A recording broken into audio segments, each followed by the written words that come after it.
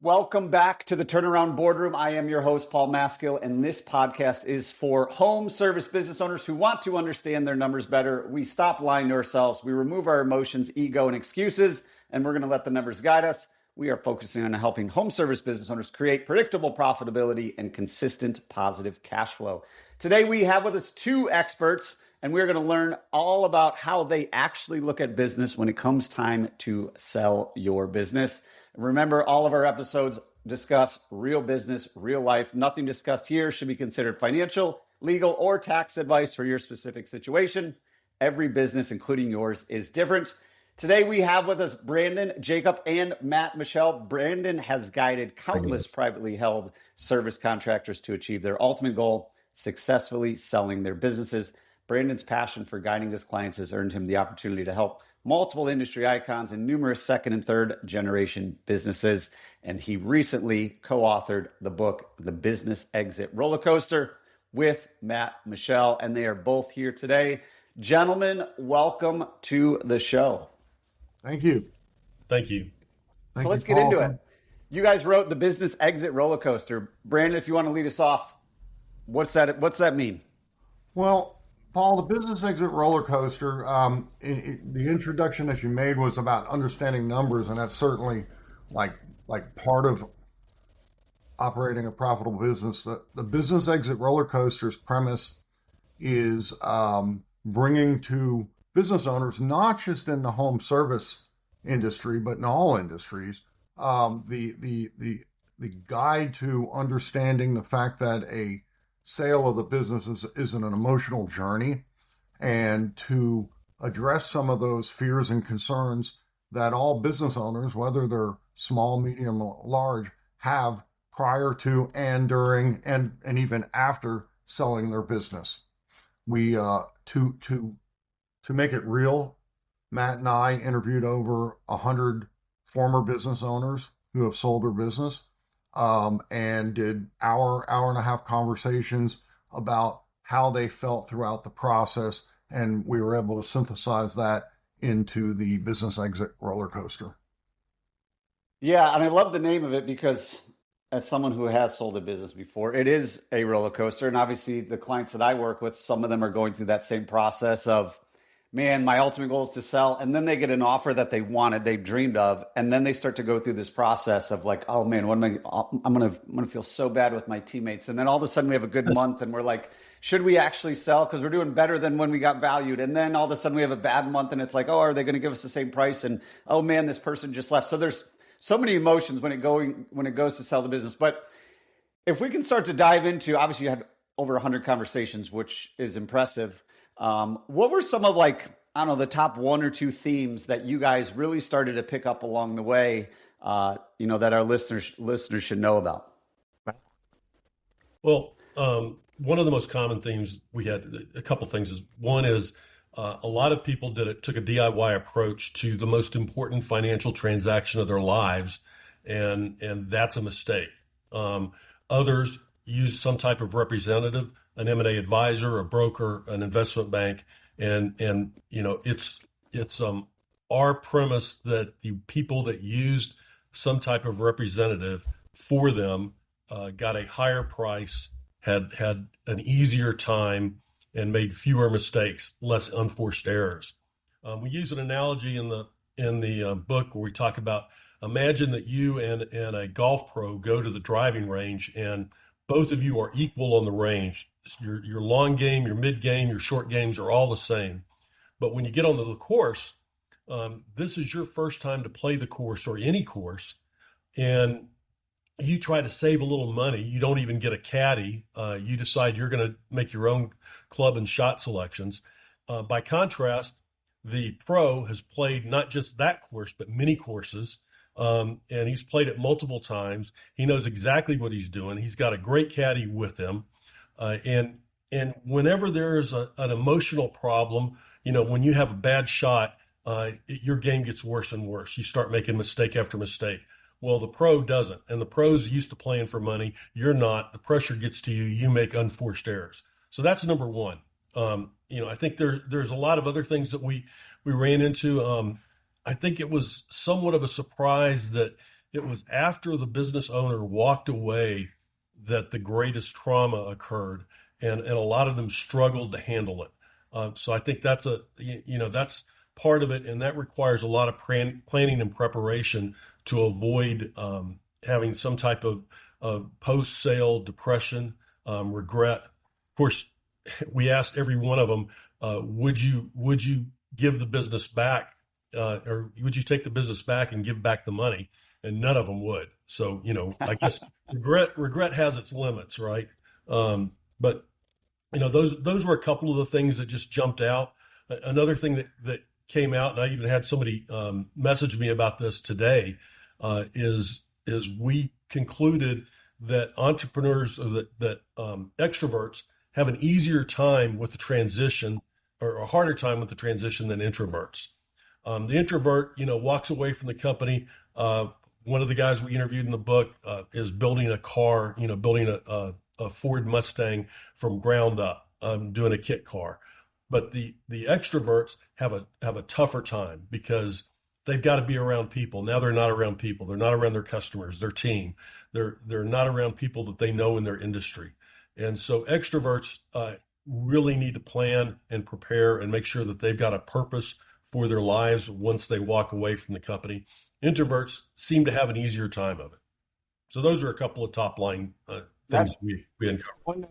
one that pops out to me, Paul, and you mentioned it in your intro, was employees, right? And this is Matt's talking about the post and the trauma that business owners have post, but pre-sale, and I've seen this throughout my careers. What about my team? What about my employees? Are my employees going to be taken care of?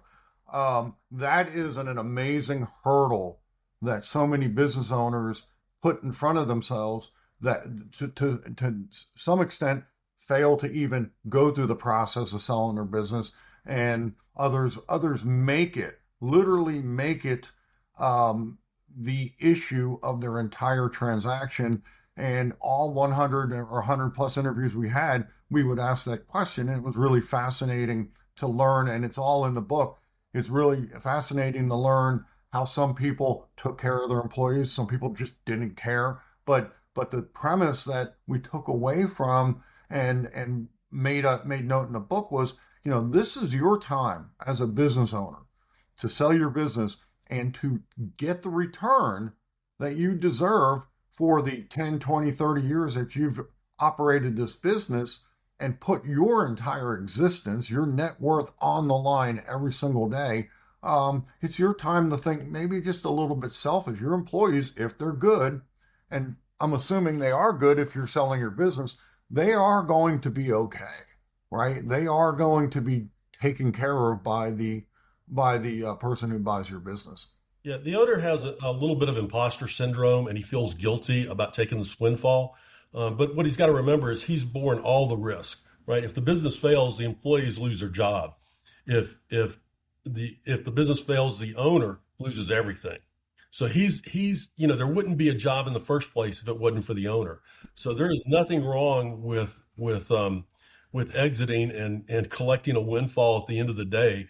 The government's going to share a good chunk of it anyway, and your team, they'll be fine. It's like when you have to terminate somebody. I mean, when I've terminated people, within a year they were all in a better position than they were when they were with me. What I was really doing was holding them back from being successful somewhere else. And I think the same thing applies to this. Nobody's going to buy your company to fire everybody. I mean, that's part of what they're buying. Yeah, Yeah, but no, that's amazing, because that has been a fear um, throughout the 30 years that I've done M&A, is this magical, group of employees that are going to come in and take your employees. And again, we don't really even go into that in the book. We do address that there is this employee, what about my employees? And again, we want the business owner to realize that they're going to be okay. And then finally, it's interesting, Matt, we remember that the takeaway in the interviews was how loyalty and employee loyalty quickly, it's pretty funny, Paul, is the loyalty, they're my employees, and how could I do this to them? Well, 2 weeks later, it's somebody else signing their paycheck, and guess what? Guess who they're loyal to now? The person who's Yep. signing their paycheck. Um, anyways, on employees, it was some fascinating stuff. Loyalty can't be purchased, but it can be rented. Yep. Yeah, and I think the biggest point there, just to kind of, put a bone, is exactly what you guys said. Like, that's why, especially in the home service space, that's what they're buying. They're buying a team that produces cash flow, right? And the more predictable Mhm. it is, the higher they're going to pay and all that kind of stuff.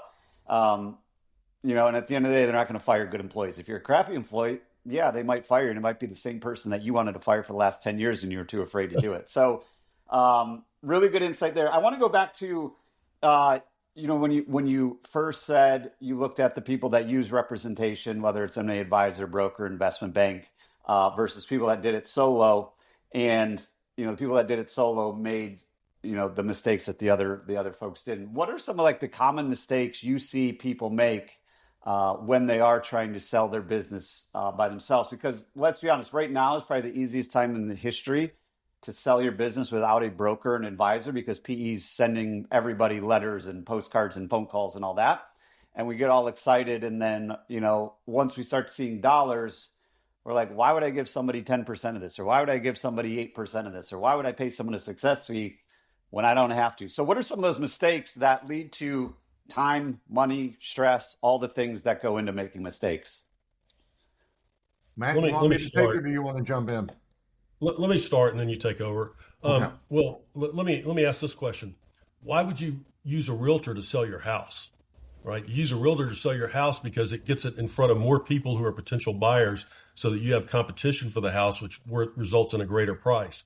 The realtor will walk through your house and tell you, your hot pink fuchsia wall might impede the sale. Maybe we should paint this, beige.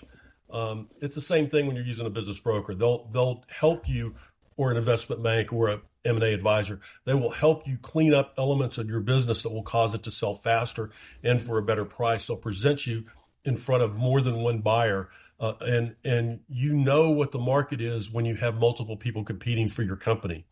When I sold my business, I used an investment bank, and we started out with 65 companies that were attracted to us, narrowed it to 10, ended up in an auction with 4 companies. We knew we were getting the best price because we had 4 companies trying to outbid each other for the company.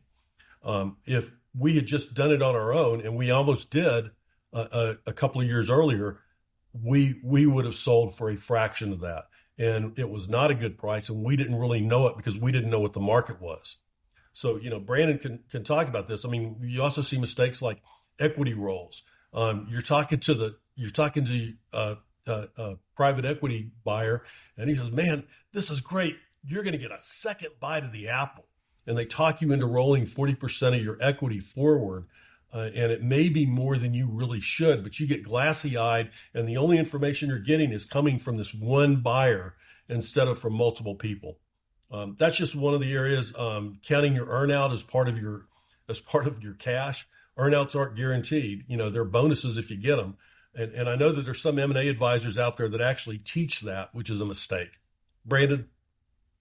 Okay. So let, let's go back to the emotional side of not getting help. Why do people not get help? Because Paul, they're in their office one day, and for some reason, today's the day that they answer that call from the private equity guy, or the search company that's hired by the private equity, and they take a phone call.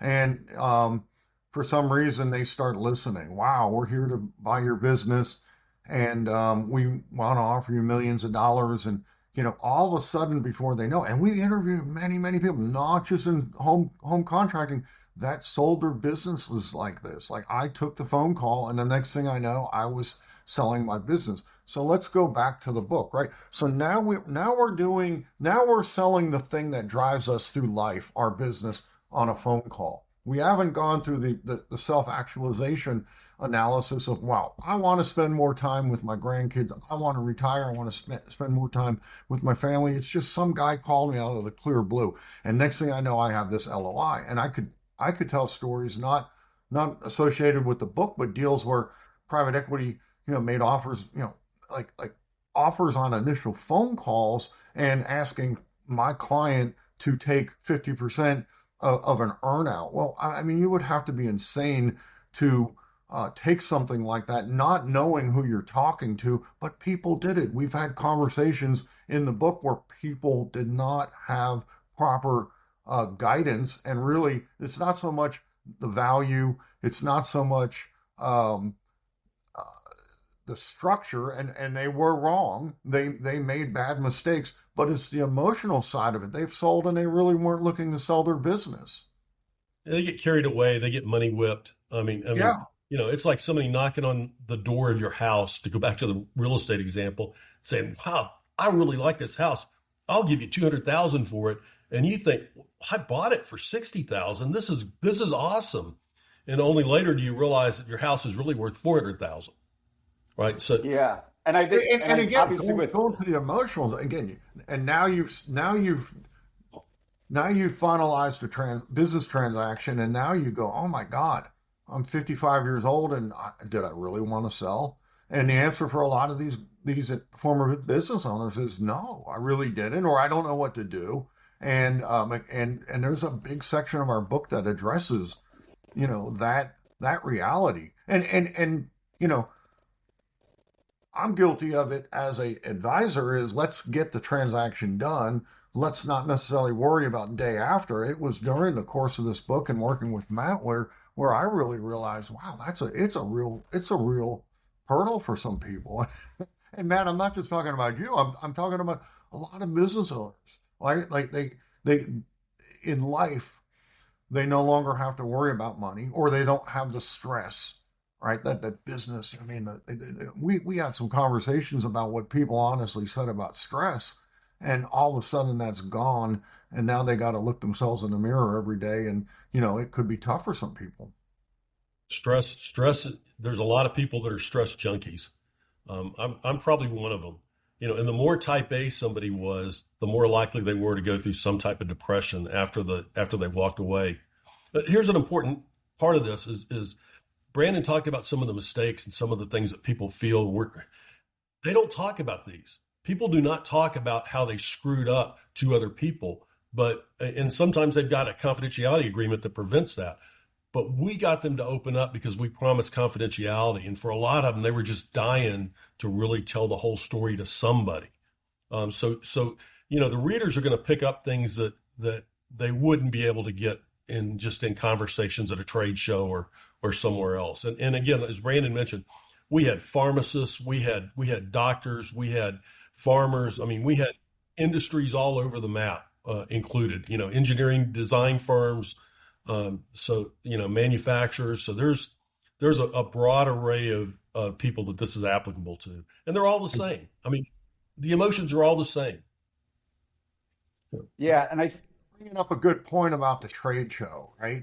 I mean, we've talked to and we've heard of people who, did you have an advisor? Did you have an attorney? Did you have an M&A? No, I talked to some guy at a trade show, and he told me that they paid a multiple of, XYZ, and I sold my business on that. And when we were doing this, because we both like to fish, we joked about how you wouldn't go fishing without paying a guide, right? Hey, where's the fish? Something as simple as going fishing, people will pay a guide. But yet they'll go to a trade show and have two conversations with friends who sold their business and think that they have all the information. And it's absolutely, again, it's just it's a recipe for a disaster. One of the private equity buyers we talked with said that he's got a conversation with a guy, and he's saying, "Yeah, old Joe over there, he got an 8 multiple," and the guy says, "No, he didn't, because I bought his company."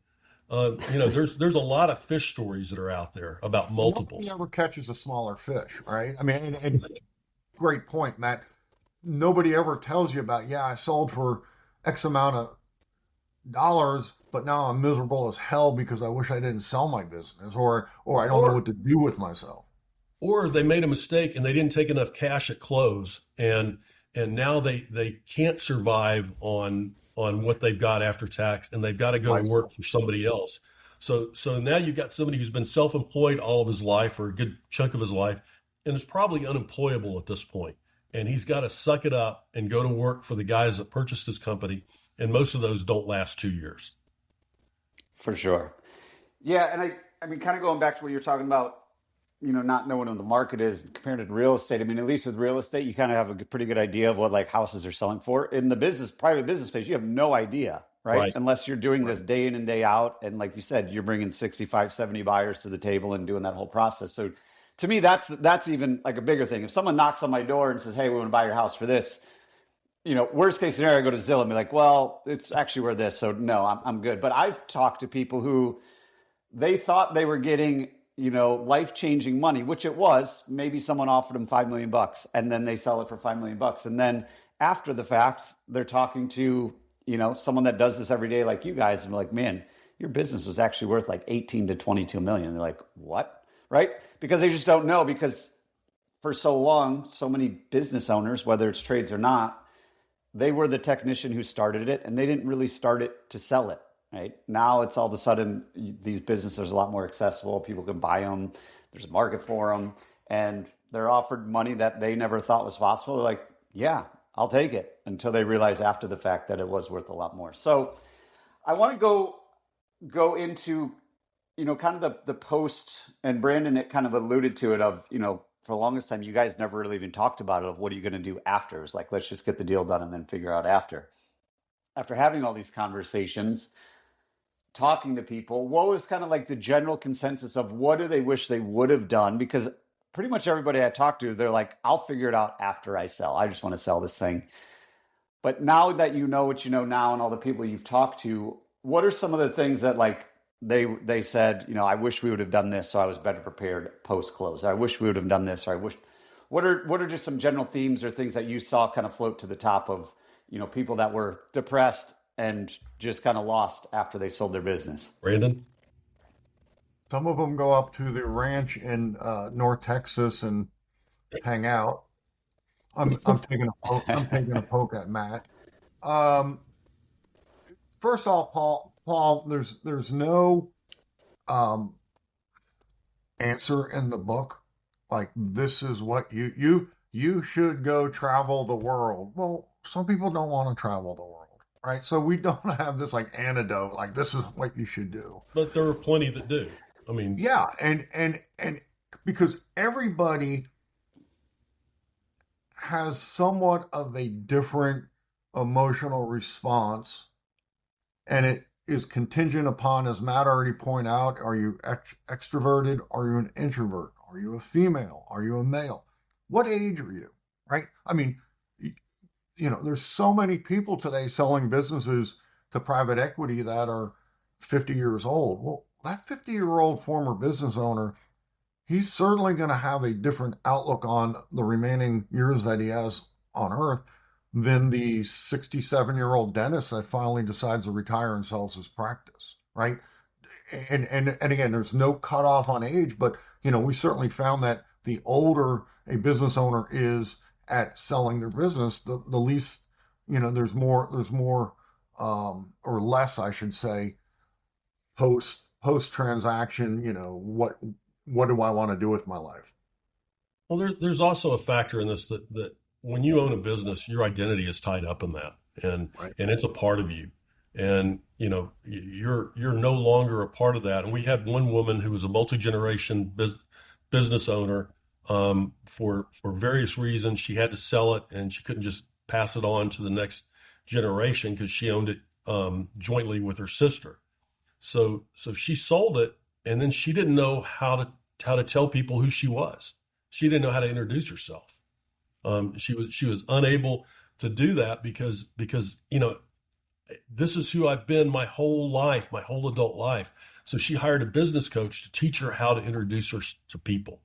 That's the type of loss of identity that's out there, and it's also there's even though the business is gone, and Brandon's really good about telling people, you got the money, right? You sold the business, did the check clear, and it's not your company anymore. But it doesn't feel that way, and there are people that keep a running list of all the mistakes that the buyers made. And a lot of times what they want to do is something that's just different. It's not wrong. It's just different. But to the former business owner, it's wrong, right? And it's hard to watch that. And it's like it's hard to watch your daughter marry some guy and they go off and do things that you don't necessarily approve of, where you see them making a mistake and there's nothing you can do about it. So, Yeah, no doubt, no doubt. Over the course of not just writing a book, but what I've done for 30 years, I always have expressed that to people. The check cleared, and again, let's hope that it does clear, and it clears. Well, and in most cases, it does, right? I mean, and like what you do is you don't own the business anymore. But I have to also be mature enough and I guess analytical enough to realize that somebody grew this thing for 30 years and the detachment process is going to be harder for some people. And I've witnessed it. I mean, people who just cannot handle the fact that the business that they grew is now being operated or in their eyes ruined by somebody. And the reality of the situation is you don't own it anymore. So stand back and let somebody grow and ruin it. So this adds to the importance of purpose, of having a purpose. So let's say that you have a house that you have an emotional attachment to, your kids grew up in it, but it's time to sell it and move on. So you sell it and you buy a new house and your focus is on the new house, not the old one. But if you don't have a new house, you're going to want to drive by your old house. You're going to want to see what they're doing in the lawn. You're going to be critical about it. You're going to think about it a lot. So the importance of a new purpose is it helps you move on beyond the business that has been a part of you for so long. Does that make sense? yeah, no, I mean, that's a great example too, right? When you're that emotionally attached, it's your identity, right? Having the next step planned so that way you aren't just sitting around driving by the shop, checking their social media, asking other people, hey, what's going on? Going to the supply house and like doing all the things. It's like, let's have something in plan. So I think really that's kind of the premise. Like Brandon said, everyone's different, but I think like the key takeaway there is everybody needs to have kind of the next step lined up. So that way you can move into the next phase of life. I want to go back briefly as we start to wrap this up. Obviously you guys, along with talking to all these people, you've also been on both sides of these deals as well. When it comes to the ups and downs of selling a business, you guys have probably also seen a lot of deals, die wherever they might die. What are some of the common themes, biggest things that you see kills a deal when going back to the emotional attachment? Like they're all fired up, they're ready to sell, and then shit hits the fan and something happens. What are some of the biggest deal killers you guys see out there? Getting pissed off during due diligence and telling them to shove it. I'm not going to do this anymore. I mean, it happens.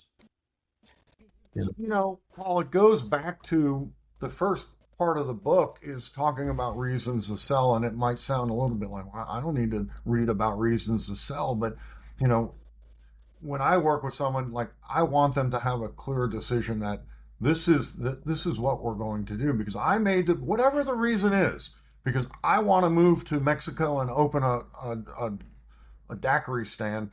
This is the reason why I'm selling my business. Okay. And as Matt just pointed out, there has to be that I'm going to do this because in every transaction, there is some frustration and it could, due diligence is obviously a big catch-all, right? Like, oh my God, due diligence is hard. But the realization that, you're selling your business in the third quarter of selling your business becomes an emotional block that does kill deals. Absolutely. Like I've decided I don't want to sell. And again, going, it all ties into everything. If you're working with an advisor should be there to be able to say to the soon to be former business owner, no, you've made this is the right decision, right? Second guessing themselves is certainly a challenge that we have seen.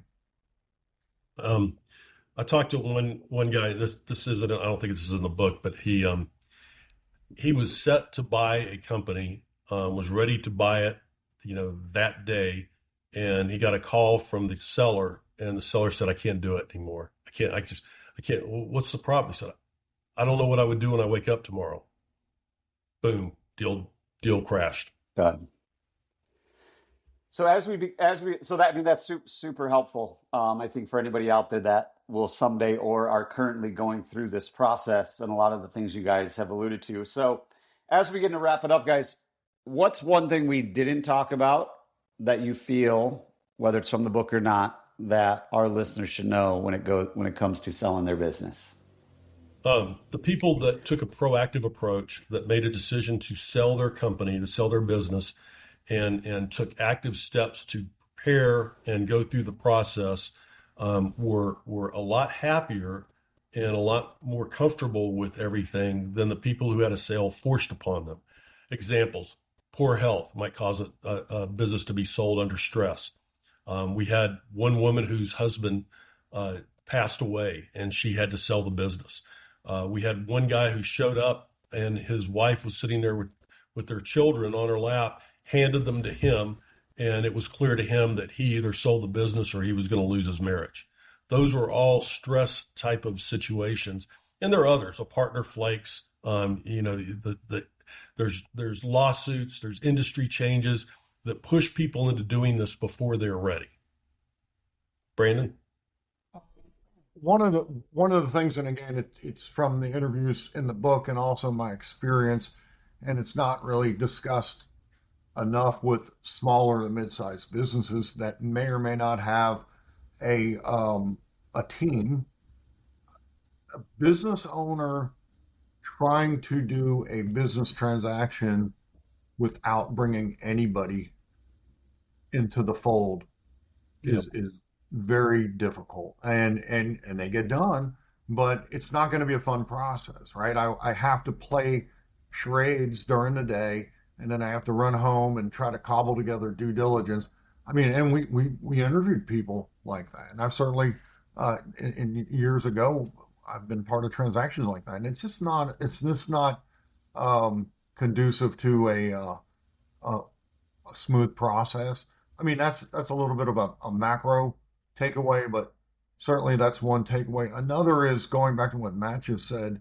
Um, you you find out just what stress people really lived under, right? People opened up to us in these interviews that, wow, right? You for 20 years operated under this stress, and they didn't know it, Paul. They didn't know they were operating under that extreme stress because that was their lifestyle.